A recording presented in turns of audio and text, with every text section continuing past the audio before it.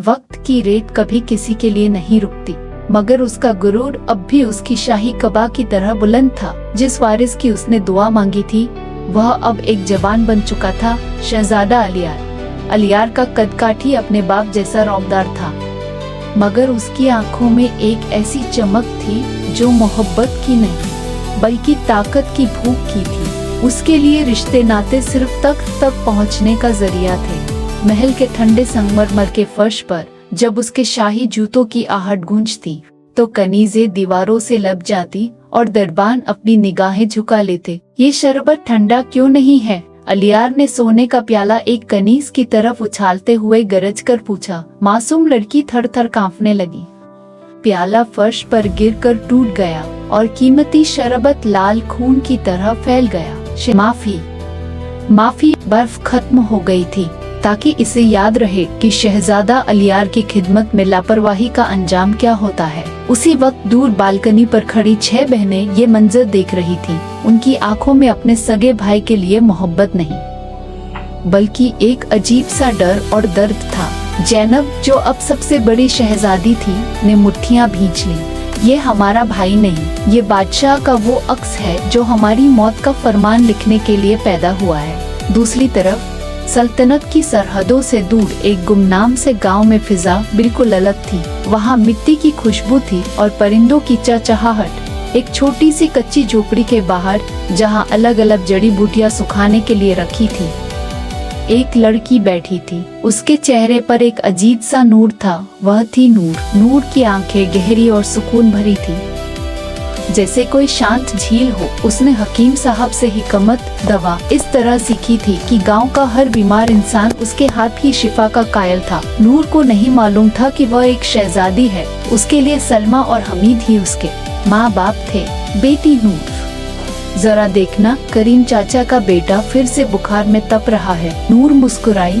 उसकी मुस्कान में एक ऐसी मिठास थी जो आधी बीमारी वैसे ही खत्म कर देती। फिक्र मत करे खाला, मैं अभी दवा तैयार करती हूँ। नूर ने जड़ी बूटियां कूटने वाले बर्तन में कुछ पत्ते डाले और उन्हें पीसने लगी। उसके हाथों में वो हुनर था जो महल की कीमती दवाओं में भी नहीं था।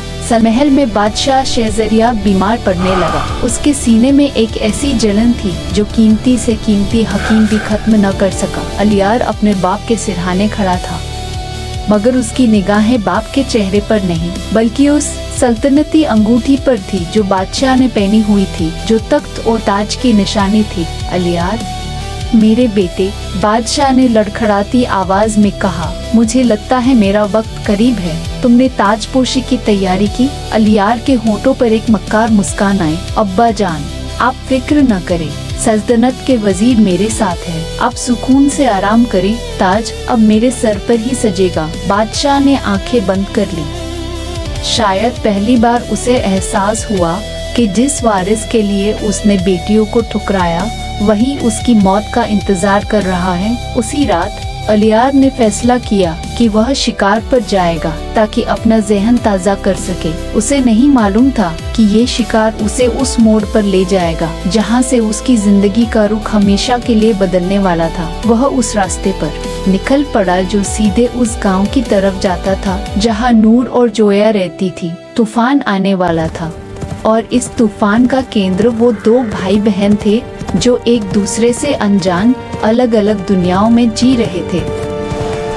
अचानक बादलों ने सूरज की बाकी रोशनी को ढांप लिया और एक जबरदस्त तूफान आ गया। बिजली की गरज ने घोड़े को डरा दिया और वह बदहवास होकर दौड़ने लगा। अलियार ने लगाम खींचने की कोशिश की, मगर एक नीची लटकती हुई शाख उसके सिर से टकरा गई और वह बेहोश होकर जमीन पर गिर पड़ा।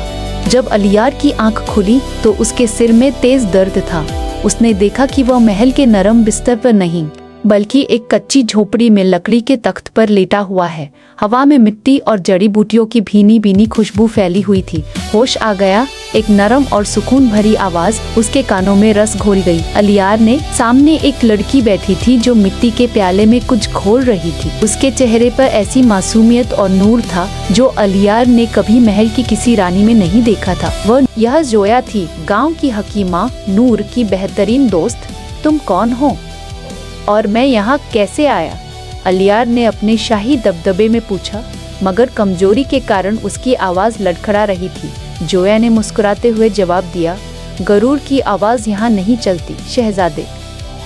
आप जख्मी हालत में जंगल में मिले थे, गांव वालों ने आपको यहाँ पहुँचाया। खामोशी से यह दवा पी लीजिए। अलियार हैरान था कि कोई उसे शहजादा कहने के बावजूद हुक्म दे रहा था। उसने दवा का प्याला पकड़ा, मगर उसकी नजरें जोया के मासूम चेहरे पर जमी थी। जोया की आंखों में एक ऐसी चमक थी जिसने अलियार के 20 साल के तकब्बुर को मोम कर दिया।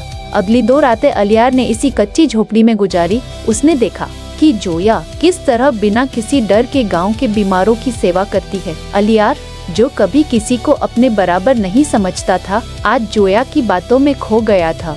तुम्हें डर नहीं लगता? अकेली इस जंगल के करीब रहती हो?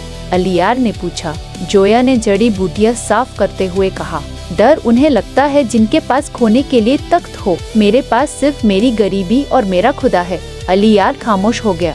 उस रात जब वह महल वापस जाने के लिए घोड़े पर सवार हुआ तो उसने अपने गले से एक कीमती मोतियों की माला उतारी और जोया की तरफ बढ़ाई।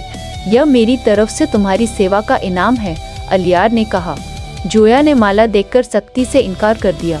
मैं एहसान का इनाम नहीं लेती शहजादे, जिसे हाँ अगर देना ही है तो वादा कीजिए कि आइंदा किसी कमजोर पर जुल्म नहीं करेंगे। अलियार बिना कुछ कहे निकल गया, मगर उसका दिल वही उस कच्ची झोपड़ी में रह गया था। महल पहुंचकर उसने सबसे पहला काम यह किया कि उस कनीज को रिहा कर दिया जिसे उसने सजा दी थी। महल के लोग हैरान थे। मगरूर अलियार बदल रहा था, मगर यह तब्दीली